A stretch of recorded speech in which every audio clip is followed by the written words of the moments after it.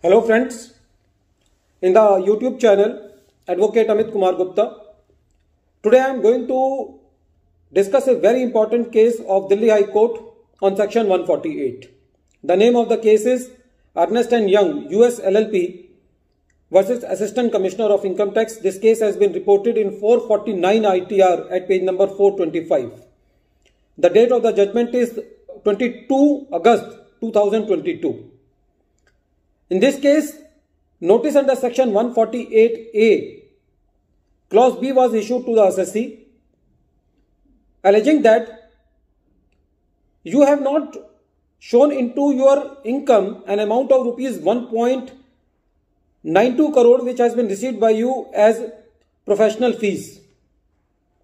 The assessee submitted in its reply that this fees has been received by the assessee from SR Bartley Boy, and under Article 15, this income is exempt.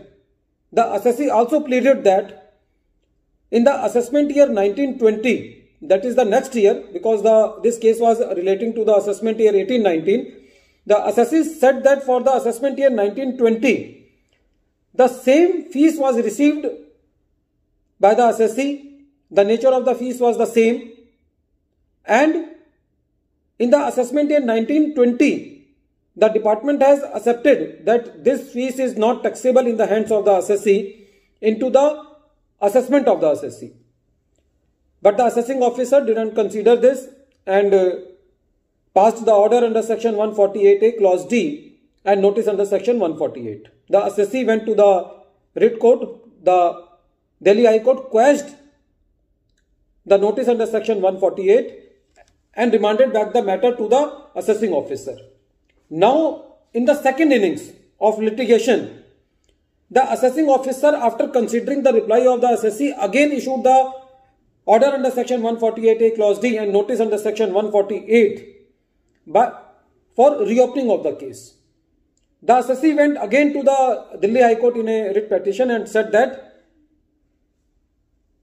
my intimation has been sent under section 143 subsection 1 clause A, and there is no other additional information with the assessing officer to reopen my case under section 148. So this is a matter of change of opinion.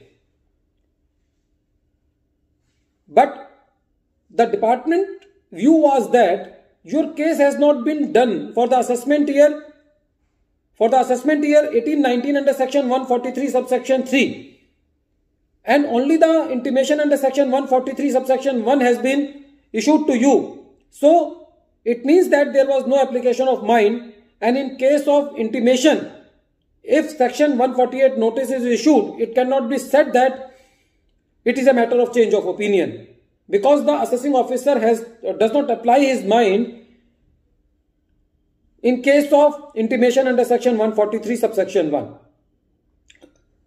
The Delhi High Court said that the same matter came before the Supreme Court in the very famous case of Assistant Commissioner of Income Tax versus Rajesh, Jhaveri, Stockbrokers Private Limited. This case has been reported in 291 ITR at page number 500, in which the court said that there is a difference between section 143 subsection 1 intimation and section 143 subsection 3 assessment. In section 143 subsection 1 it is intimation, it is not assessment, and in section 143 subsection 3 it is assessment. So section 143 subsection 1 cannot be termed as assessment. So the point of the assessee is that it is a matter of change of opinion. This is not a valid point.